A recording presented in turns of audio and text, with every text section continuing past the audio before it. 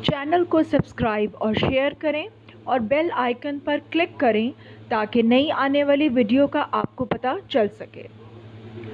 आज की इस वीडियो में हम सीखेंगे इसम सिफत और उसकी अक़साम, और उसके साथ साथ इसम सिफत की एक किस्म है सिफत असली, जिसके दर्जों के बारे में भी हम पढ़ेंगे आज।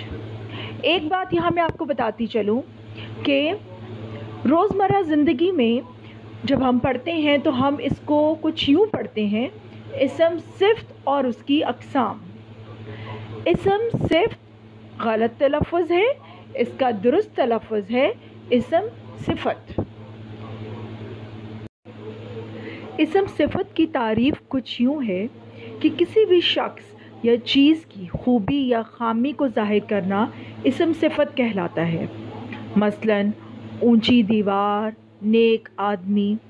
इसमें ऊंची और नेक सिफत है और दीवार और आदमी मौसूफ़ है जिसकी खूबी या ख़ामी बयान की जा रही है, तो खूबी या ख़ामी सिफत कहलाएगी, और जिस चीज़ की खूबी या ख़ामी बयान की जा रही हो वो मौसूफ़ कहलाता है।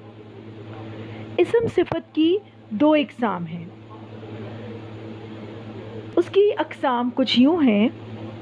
पहली किस्म सिफत असली या ज़ाती, दूसरी सिफत निस्बती। सिफत असली या ज़ाती, इसमें किसी भी एक शख्स की अपनी जो भी हालत है वो बयान की जाए तो वो सिफत असली या ज़ाती कहलाएगी।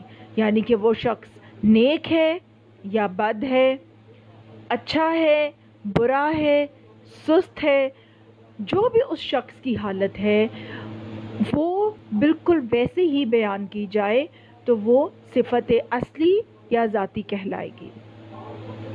दूसरी किस्म है सिफत निस्बती।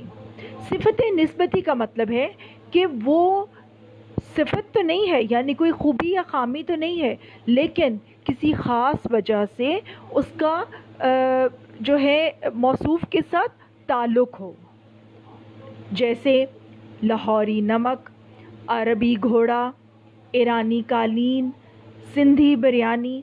अब यहाँ पर नमक, घोड़ा, कालीन, बिरयानी ये तमाम मौसूफ़ हैं, यानी कि इसम हैं, लेकिन नमक का ताल्लुक़ जोड़ा गया है लाहौरी यानी लाहौर से, घोड़े का ताल्लुक़ जोड़ा गया है अरबी यानी अरब से, कालीन का ताल्लुक़ जोड़ा गया ईरानी यानी ईरान से, क्योंकि ईरानी कालीन बेहतरीन होते हैं, अरबी घोड़ा बेहतरीन है।